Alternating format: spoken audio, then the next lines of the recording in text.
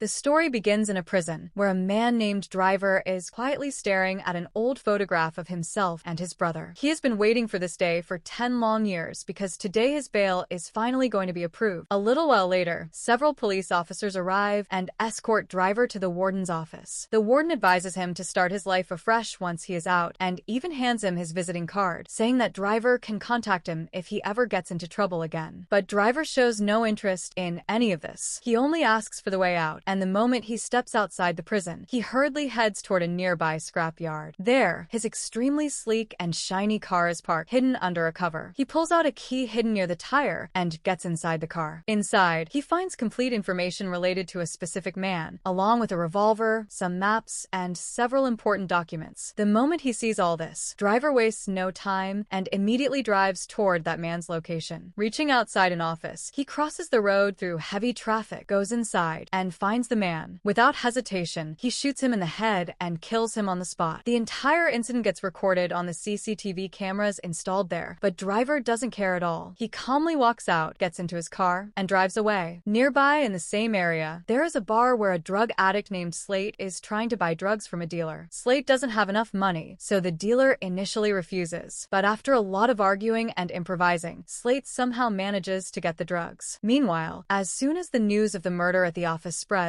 several police units arrive at the scene. Among them is a female officer named Cicero. Shortly after, Slate also arrives there because he himself is an investigation officer. However, the entire department already knows about his addictions and poor record. That's why no one likes him, and it's clear that he won't last long in the job. Seeing him there, Cicero immediately tells him to leave, but Slate flatly refuses. He says that he has come to solve this case. On the other hand, Driver reaches another office, where he meets a man named Roy. Roy is the same person whom Driver had asked to gather information related to his brother's murder. He was also the one who hid the car and all the other equipment in the scrapyard. Driver asks him for information about the remaining people, but Roy's attitude has now changed. He demands double the money. Angered, Driver clearly tells him that he will only pay half of the originally agreed amount. Hearing this, Roy loses his temper and calls his bodyguard, who happens to be an MMA champion. Just as the bodyguard is about to attack Driver, his eyes fall on the tattoo on Driver's hand. The moment he sees the tattoo, he panics, calls Driver Ghost, and steps back. Terrified, he runs away from there. Seeing his bodyguard in this condition, Roy is completely shaken. Out of fear, he hands over the names and addresses of all the remaining people to Driver without taking any money. Meanwhile, Cicero and Slate carefully examine the CCTV footage from the office. From the footage, it becomes clear to them that Driver and the murdered man knew each other from before. Because of this, they begin investigating Driver more deeply. Suddenly, Slate receives a call from his wife. She tells him that today he has to take care of the kids. Slate's wife has already been very upset with him because of his drug habits. Because of this, Slate is unable to refuse and is forced to take his son to baseball practice. Elsewhere, inside a large house, a man named Killer is calmly practicing yoga. His house is extremely luxurious, and the pictures on the walls clearly show that he was once a very successful software developer. As a child, he had a serious problem with his legs, but due to daily hard work and exercise, he managed to make his body strong. Now his body has incredible flexibility. At present, he works as a contract killer. While talking to his beautiful girlfriend, he receives a photo on his phone. The photo is of Driver, who has now become his next target. As soon as the target is confirmed, Killer immediately packs his things, kisses his girlfriend several times, and leaves without wasting any time. Meanwhile, Cicero is sitting in her office, closely studying the tattoo on Driver's hand. Just then, her senior comes to her and apologizes because it was due to him that Cicero had to work with a careless officer like Slate. But Cicero isn't particularly bothered by this. She tells her senior to leave and refocuses on the case. Shortly afterward, Slate returns with several important details about Driver. From this information, they learn that Driver's real name is Jimmy. About 10 years ago, Jimmy carried out a dangerous bank robbery along with his brother Gary. In that robbery, Jimmy was the getaway driver, and with his exceptional driving skills, he managed to help his companions escape from the police. From that day on, people started calling him Driver. But after the robbery, things changed. While returning home, some people captured Jimmy and Gary at gunpoint and interrogated them about the money. To save his brother's life, Jimmy revealed everything. But even after getting the money, those people slit Gary's throat right in front of Jimmy and killed him. Not only that, they also shot Jimmy in the head. Gary's death completely shattered Jimmy. Although doctors somehow managed to save his life, a metal metal plate had to be implanted in his head. After this, in court, the entire blame for the bank robbery was placed on Jimmy, and he was sentenced to 10 years in prison. That is why, the moment he came out of prison, Jimmy was burning with rage and a thirst for revenge. Now, one by one, he was hunting down all those people who had killed his brother and framed him. At this time, his next target is an old man outside whose apartment he is already waiting. At the same time, Killer also arrives there. While talking to his therapist on the phone, he keeps an eye on Driver from a distance. As soon as Driver enters the apartment, Killer readies his gun and follows him inside. Meanwhile, the old man has brought a young girl into his house under the pretense of helping her. He gives her drugs and waits for her to pass out so that he can later assault her. He is in the middle of recording a video when suddenly the door is smashed open and Driver storms inside. Driver points his gun straight at the old man. Seeing him alive, the man panics. In his fear, he starts confessing that someone had paid them a huge amount of money to kill Gary. But Driver doesn't listen to a single word and shoots him in the head without hesitation. As Driver steps outside, Killer is about to fire at him when a small girl suddenly comes in front of them. Because of this, Driver senses Killer's presence. Driver immediately fires at Killer to scare him and escapes in his car without wasting any time. For now, Driver manages to evade Killer. Shortly afterward, a heavy police force arrives at the old man's house. Cicero and Slate also reach the scene and inspect the entire place. After the investigation, it becomes clear to them that this man was also killed by Driver. The investigation also reveals that the old man used to sell molestation-related explicit content on the dark web. He was the same person who had recorded the video on the day Gary was killed in front of Driver, and Driver himself was shot in the head. Meanwhile, losing Driver makes Killer extremely restless. He tells his girlfriend everything about Driver, saying that there is a dangerous fire of revenge in Driver's eyes, making him the toughest target he has ever faced. Still, Killer takes it as a challenge. Before killing Driver, he makes a big decision and proposes marriage to his girlfriend. Hearing this, she becomes extremely happy. The next morning, when Cicero reaches the office, she notices the tattoo on Slate's hand. That's when she realizes that Slate had once worked in the Los Angeles Homicide Department, a department notorious for corruption and bad conduct. It was during that time that Slate became heavily addicted to drugs. Later, he met an informant named Marina, and the two fell in love. Eventually, they got married. In front of Cicero, Slate claims that after the birth of his son, he had completely quit drugs. Cicero believes him. She even feels sorry for Slate and advises him that whatever happened is now in the past. He should focus on this case and bring his life back on track. Meanwhile, Driver reaches outside a house while driving at high speed. There, he sees a woman who comes out to see off her husband and child. As soon as they leave, Driver reloads his gun and enters the house. At first glance, it seems like he has come to kill her, but the truth is something else. This woman used to be Driver's girlfriend. When Driver went to prison, she was pregnant. Driver believes that the child he saw outside is his son, but his former girlfriend tells him the truth. She says that the child is not his. After Driver went to prison, she completely broke down. In anger and pain, she got an abortion. Later, she pulled herself together and married another man, who is now the real father of that child. Hearing this truth, Driver is completely shattered from within. Without saying anything, he starts to leave. Just then, his former girlfriend stops him from behind and wishes him good luck for his next mission. She knows that Driver is now on a very special mission to punish his brother's killers. While on one side Driver's heart is completely broken, on the other side Killer is celebrating his wedding. He races to a church in a supercar with Lily and officially marries her there. Both of them are extremely happy with their marriage. There is no grand show. After the wedding, they go to a deserted place for fun, where they practice shooting targets together with handguns. Now that Killer is officially married, he feels that his responsibilities have increased. Because of this, he decides to leave the world of contract killing. His plan is to go somewhere far away with Lily and live a peaceful, normal life. Lily also loves this decision and begins dreaming of their new life. On the other hand, deeply affected by Cicero's words, Slate reaches outside Marina's house. Because of his bad habits, Marina had started living separately in another house. Slate wants to fix everything, so he sincerely apologizes to her. Marina still cares about Slate and has been closely following his investigation on the news. But after hearing him, she doesn't forgive him immediately because his drug addiction caused immense damage to their lives. After a long conversation, Slate convinces her that from today onward, he will never touch drugs again. Meanwhile, traveling through deserted roads in the darkness of night, Driver reaches his next target. This target is a strip club bouncer, the same man who had slit Gary's throat. As soon as Driver sees him, he enters the club and waits for the the bouncer to go to the bathroom. The moment the bouncer enters, Driver approaches him with a sharp weapon. The bouncer immediately recognizes Driver, and his face turns pale with fear. He also pulls out his dagger. Just then, an old man enters the bathroom. Driver gestures him to leave and sternly threatens him to go outside and act as if he saw nothing. Terrified, the old man immediately leaves. Driver closes the door, and a brutal fight breaks out between the two. For a long time, they attack each other relentlessly, but finally, Driver strikes the bouncer with full force. He keeps hitting him again and again until he is in terrible condition. Even before dying, the bouncer does not apologize. He only asks Driver to go to his son after his death and say sorry on his behalf. Hearing this, Driver leaves him there without responding and steps outside to make a phone call. Meanwhile, Killer is sitting at home, looking at his old photographs. Suddenly, his eyes fall on a childhood photo from when his legs didn't work properly. After surgery, deep scars were left on his legs. Because of these, Killer feels insecure deep inside and often suffers from panic attacks. To calm himself, he starts cleaning his guns. At that moment, he once again decides that only after killing Driver will he leave this path forever. When Lily learns about this, she tries to stop him, but when Killer doesn't listen to her at all, she goes downstairs crying. None of this affects Killer anymore, and he silently continues cleaning his guns. Meanwhile, that night, Slate stays at Marina's house with his son. When Slate wakes up in the middle of the night, his son tells him that he doesn't like baseball at all because he isn't good at it. Slate explains that to get better at anything, one needs constant practice. He says that once he starts playing well, he will automatically begin to like baseball. Later, when Slate goes to the bathroom, he finds Marina very worried. She is afraid that Slate might start using drugs again. Slate hugs her, apologizes, and promises that he will never touch drugs again. Saying this, he flushes all the drugs he has down the toilet right in front of her. After that, they both go to sleep together. The next day, both Killer and Slate leave their respective homes, but only one name keeps running through their minds: Driver. On the way, Slate calls Cicero. She tells him that information has come in about the attack on the bouncer the previous night. Fortunately, people reached the bathroom in time and got the bouncer admitted to the hospital alive. A background check also reveals that he was previously involved in several criminal activities. Meanwhile, Slate himself heads toward the hospital. On the other hand, Driver hears on the radio that his target is still alive. Hearing this, he immediately turns his car sharply, taking nearly a 180-degree turn and heads back toward the city and the hospital. At the same time, Killer also receives a call from his contractor, who tells him about the bouncer and clearly says that Killer must reach the hospital immediately because it is certain that Driver will come there. At the hospital, several surgeons are performing surgery on the bouncer. Slate arrives there first and goes into a nearby room. Soon after, Driver also enters the hospital. He goes straight into the operating room and shoots the bouncer multiple times right in front of the doctors. This time, he leaves no chance and completely finishes him. Hearing the gunshots, chaos erupts throughout the hospital. Slate runs outside and starts chasing Driver. Both of them run into the hospital basement, where they start firing at each other continuously. Eventually, due to his superior skills, Driver manages to hold Slate at gunpoint. The moment he notices the police badge on Slate, he lets him go and immediately escapes in his car. On the way, Driver receives a call from the bouncer's son. He starts talking to him and advises him to do what his heart truly wants in life, but to take every step thoughtfully. Suddenly, Killer's car appears from behind, and he starts chasing Driver on a traffic-filled road. Both are expert drivers. Cars race at high speed, and they keep shooting at each other. During this, a bullet grazes Driver's neck, causing a minor injury, and he manages to escape again. This leaves Killer extremely frustrated. Just then, he receives another call from his contractor, who tells him to stop trying to kill Driver. Hearing this, Killer becomes furious, but he refuses to back down at any cost. He decides to continue the hunt on his own, without ending the contract. Meanwhile, Driver's condition worsens. He goes straight to Gary's old house, where their mother still lives. Inside, he looks at some old photographs. After a while, his mother comes to him, notices the wound on his neck, and stitches it herself. During this, Driver tells her the truth. He says that they didn't commit the robbery to become rich, but to pay off the debt that Gary was under. He supported Gary only because he deeply cared about his brother. Driver also says that he never imagined someone would inform another gang about them, and that those same people would come and kill Gary. His mother calms him and hands over Gary's ashes to him. Driver intended to scatter these ashes only after killing his final target, so he immediately takes Gary's ashes and heads toward his last target. But throughout the journey, one question keeps troubling him: who gave their location to those people, and who paid money to have Gary and him killed? When Cicero learns about the final encounter between Slate and Driver, she praises Slate, saying that at least because of his presence of mind, he managed to reach Driver. After that, Cicero shows him some more names and faces, any one of whom could be Driver's next target. Slate picks up a photo of one man and heads straight toward his house. Meanwhile, Driver reaches a church located outside a small village. There, a preacher is teaching children to walk on the right path under a tent. Driver waits until all the children leave. Then, he talks to the preacher alone. During the conversation, Driver learns that the preacher had completely left his old criminal life behind. After Gary's death, he felt deep remorse. In fact, he was the only one in the entire group who did not want Gary to be killed. He still regretted what the others had done. Despite knowing all this, Driver takes him outside and is about to kill him when the preacher tells him that he has 12 adopted children who depend entirely on him. He also says that after Gary's death, he had confessed his past crimes to the police and served his sentence. Hearing this, Driver angrily fires a shot to the side and tells the preacher to go and take care of his family. Driver goes back and sits inside the tent when suddenly Killer arrives there and holds him at gunpoint. Until now, Killer hasn't shot Driver because he wants to defeat him in a fair fight. That's why he even takes away Driver's pistol. But Driver doesn't want to fight him because Killer hasn't harmed him so far. At that very moment, Slate arrives and immediately shoots Driver in the head. Then, a major revelation takes place. In reality, the person who got Gary and Driver attacked that day was none other than Slate himself. It was also Slate who gave Killer the contract to kill Driver. But Slate also knew that Driver would never kill an innocent person. That's why he later tried to get the contract canceled so that he could kill Driver himself and become a hero in everyone's eyes. However, Killer did not cancel the contract. Killer's job is now done, so he starts leaving. At that moment, Slate stops him and asks about his fee. Killer says that his fee was only $1 because he did this work for fun, but he refuses to take even that $1 because he couldn't kill Driver and now never wants to do such work again. While Killer and Slate are talking, Driver suddenly shoots Slate from behind. It is revealed that Slate had shot Driver at the back of his head, but because of the steel plate already there, Driver survived. With this, Driver finally avenges Gary's death. Meanwhile, when Cicero investigates Slate more deeply, she learns the truth. All the people who had killed Gary had previously been imprisoned by Slate himself. Greedy for quick money, Slate had conspired with them. Cicero learns this truth from Marina, who was Gary's girlfriend at that time. Upon learning this, Cicero immediately heads towards Slate's location, but when she reaches there, she finds only Slate's dead body. She is left stunned. Somewhere deep down, she realizes that what Driver did was not wrong. Even so, she does not reveal Slate's truth to the world. In the end, Driver goes to the seashore and scatters Gary's ashes into the water. Killer returns to Lily. The preacher continues trying to guide as many people as possible onto the right path, and with this, the story comes to an end. So friends, how did you like this story? Do let us know in the comments. Like the video and don't forget to subscribe to the channel. See you in the next video. Till then, goodbye.